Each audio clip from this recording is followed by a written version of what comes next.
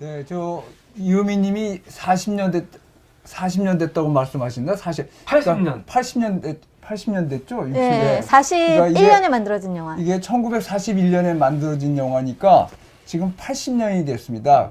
그래서 뭐 지금 보면은 뭐 아까 우리 이 선생님도 이야기했지만 뭐 잘 만들었다는데 지금 보면 좀 뭐 약간 낡았다 이런 느낌이 없는 건 아닌데 없어요.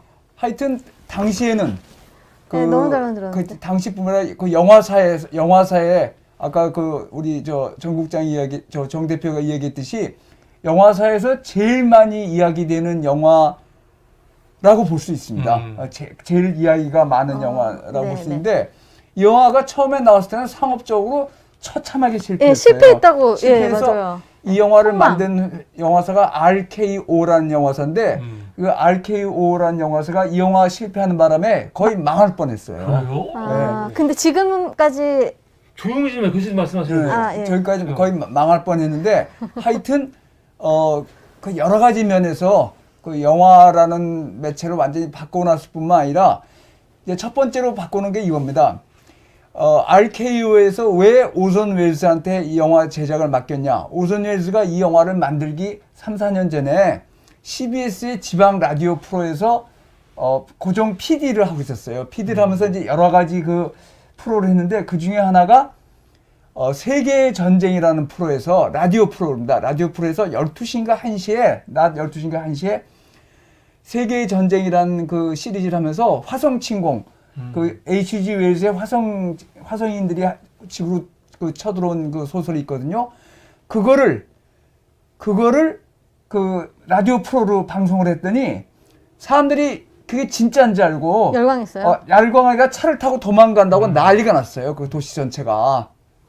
그러니까 얼마나 라디오 방송이 흥미진진했는지 사람들이 다 저 집에 가서 짐 가지고 빨리 도망가야 된다고 도망가야 된다고 막 난리가 났어서 큰 그 이슈가 됐죠. 네. 그 오선 웰스의 연출 실적. 그래가지고 이제 오선 웰스를 여러 영화사에서 와서 영화를 만들려고 이제 계약을 하자 그랬는데 아, 그 화성 침공을 오스 웰스가 연출한 거예요? 연출한 거예요. 예. 라디오 프로로. CBS 라디오에서. 그러니까 라디오로 말만 하는데 연결된 거죠? 연결했는데 이제 유명한 장면인데 뭐. 그래서 그걸 이제 완전 미국이 발칵 뒤집혔죠. 그래가지고 실제로 막 사람들이 집에 간다고 차 몰고 가고 막 난리가 났어요. 그 진짜인지 알고. 네, 그쵸. 여러분 저기서 화성인 치어들어서 좀 막 이렇게 하고 있으니까. 그래서 이제 미국을 발칵 뒤집어 해놨는데 그런데 그 여러 영화사에서 오선 웰스한테 그 영화를 만들자고 계약을 하자 했는데 오선 웰스가 거부했는데 왜냐면 오선 웰스는 연극을 하려고 그랬어요. 원래. 그래서 자기 극단을 갖고 있었습니다.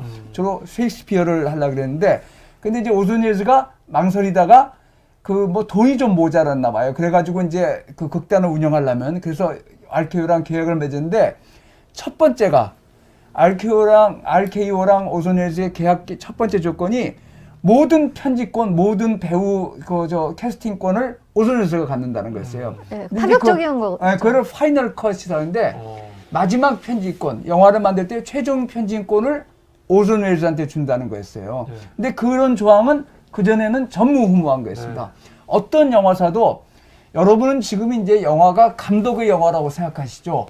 그건 천만의 말씀입니다. 천만의 말씀. 영화는 제작사의 영화입니다. 그러니까 우리나라에도 뭐 그런 일이 비일비재했죠. 그래서 이제 우리나라에서 지금 봉준호 감독이나 그 박찬욱 감독 정도가 그렇지. 그래서 할리우드에서 여러 번 봉준호 감독이나 박찬욱 감독에게 제안을 했는데 마지막 조항 파이널 커트는 안 주려고 그래요. 파이널 커트의 권한을.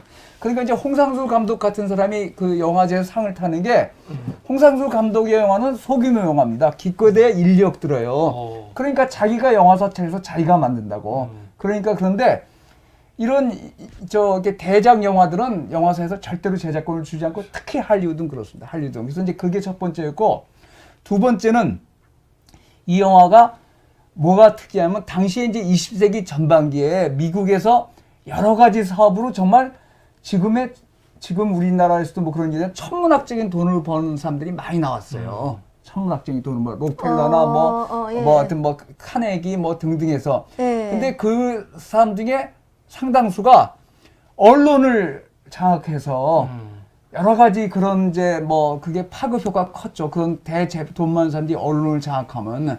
그래서 이제 그 중에 허스트라는 사람이 있습니다. 네. 실존 인물인데 그 허스트가 언론 재벌이에요. 지금으로 네. 말하자면. 네, 네. 그 사람이 어디 캘리포니아가 어디야 엄청난 규모의 성을 지었어요. 우리가 오늘 본 그런 그 제나둔가 그런 성 실제 이야기인 거죠? 실제 이야기입니다. 네. 그래서 그거를 이제 그 허스트를 겨냥한 거다. 그래가지고 허스트에서 이 영화가 개봉되는 걸 막으려고 베라벨 압력을 다 가했어요. 아, 그래요? 네, 뭐 그래서 허스트가 그 관장하는 영화사에서는 시민 캠을 한 번도 다루지 않았어요.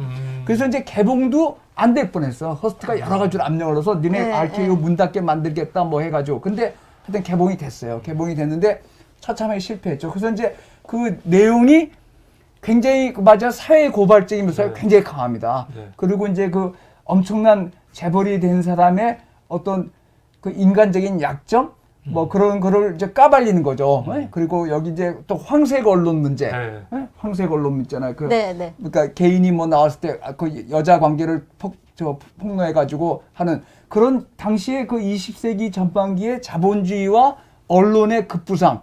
그러니까 지금도 그러잖아요. 네, 그렇죠. 그러니까 그런 거를 노골적으로 비판한 영화인데 이거를 그 RKO에서도 맨 처음에는 막으려고 그랬어요. 근데 그 계약의 파이널 커트를 오손웨스가 갖고 있어서 오손웨스가 이거 시사회를 가능한 한 미뤘어요. 그러니까 저 개봉을 이제 막을 줄 알고. 그래서 하여튼 그런 압력에서 태어나서 이제 그 두 번째가 유명하고 세 번째가 영화 촬영 기법이나 여러 가지 기법, 그러니까 영화 내용도 그렇지만 영화 촬영 기법이나 이런 테크닉 면에서 당시로는 거의 혁명적이었습니다.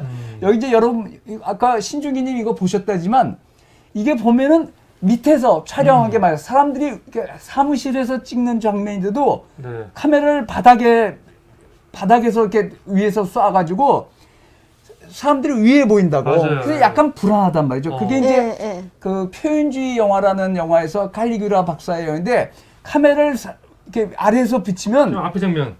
그 굉장히 좀 뭔가 불안한 느낌을 준다고. 그쵸. 그런 거예요. 안정적이지 않고. 예, 굉장히 불안한 느낌을 주는데 앞에 장면 보시네. 예, 그 촬영 감독이 오손 웰스하고 작업을 할 때 이 촬영 감독은 영화계에 오래 있던 사람이에요. 근데 오손 웰스는 처음 감독 작품입니다. 근데 촬영 감독이 오손 웰스한테 자기가 촬영 감독을 하겠다고 제안을 했어요. 왜?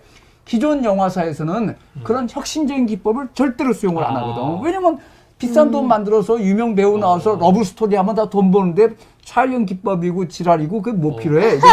교수님 험악한 말을. 근데 이거는 여러 가지 면, 그러니까 딥 포커스나 뭐 밑에서 때리는 기법, 그다음에 롱 테이크 이런 다양한 촬영 기법을 사용했어요.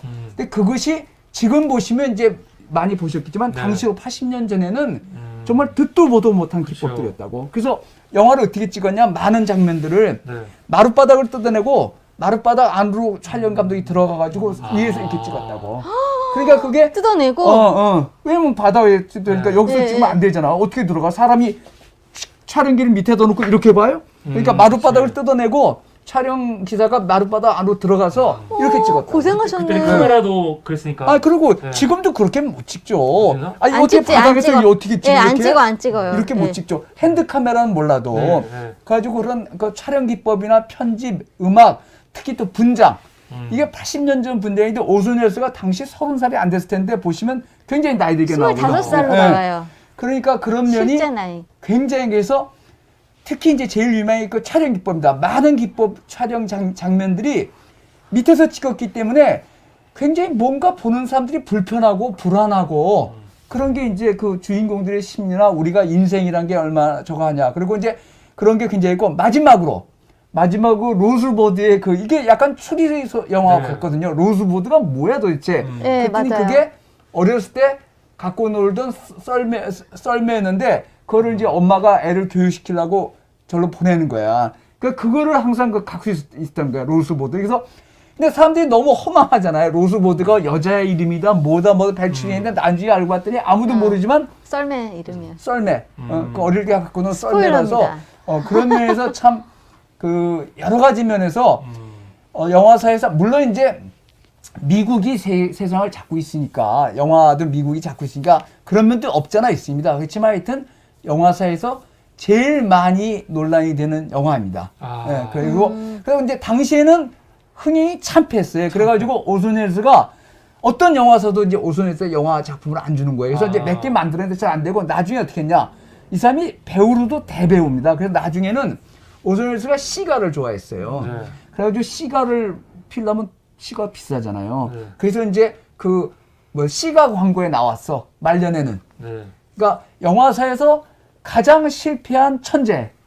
그러니까 오손 웰스예요? 그러니까 감독 중에 한 사람이에요. 아. 그리고 나중에는 말년에는 그 목소리가 좋거든. 그래서 목소리 좋아서 그 뭐야 그 모비딕이라는 영화가 있는데 거기에 그 목사로 뭐 나오거나 그다음에 시가 그 담배 광고. 시가 광고에 나와서 담배값 벌고 그랬어요. 아 근데 안타깝네요. 이 응. 오손 웰스 이거 찍고 난 다음에 그 이후에 찍은 1942년작도 영화 있고 몇 개 있어요. 예. 근데 다 별로 다 성공하지 못했어요. 아 그래요? 예, 그리고 주 메이저 영화사에서는 절대로 오손 웰스에 돈 안 줬어요. 왜냐면 지멋대로 하니까. 그래서 참패했거든, 흥행이.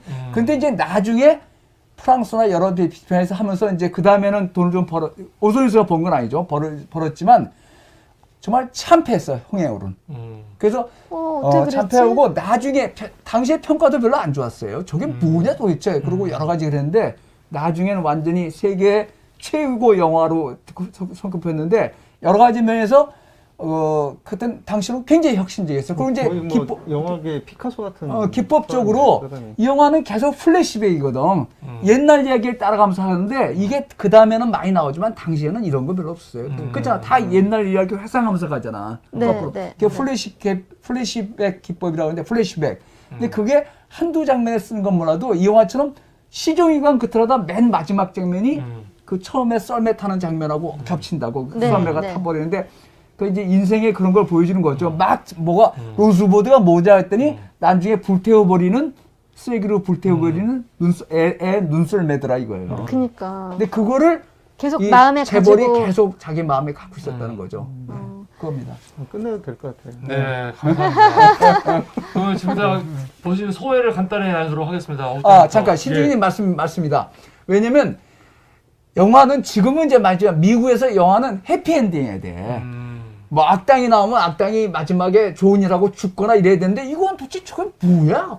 그래가지고 실패했죠. 그러니까 그 맞아 엔딩 문제도 많이 나왔어요. 엔딩이 너무 허무하니까 저런 영화 뭐하러 보냐 돈 내고 영화 가서 멋진 연인들이 연애하는 거 보든지 권선징악 악당이 막 난리치다가 착한 사람이 결국 천신반고 끝에 악당을 천치하고 만세 하고 부르는 건데 이거는 로스보드가 뭔지 막 찾았더니 에게 저게 겨우 로스보드야. 그거 가지고 난리쳤어 이렇게 된 거죠. 근데 지금으로서는 되게 그렇죠. 그 굉장히 의미가 크죠. 있는 거잖아요. 예, 예. 예. 지금은 지금 저희가 우리가 단수만 되면 재미가 없는데. 너무 재밌었는데. 당시로서는 그러니까. 할리우드 영화보다 세계 영화지만 혁신적인 굉장히 작품이었죠. 앞서간 거네. 예. 오구자님 소회로 마치자.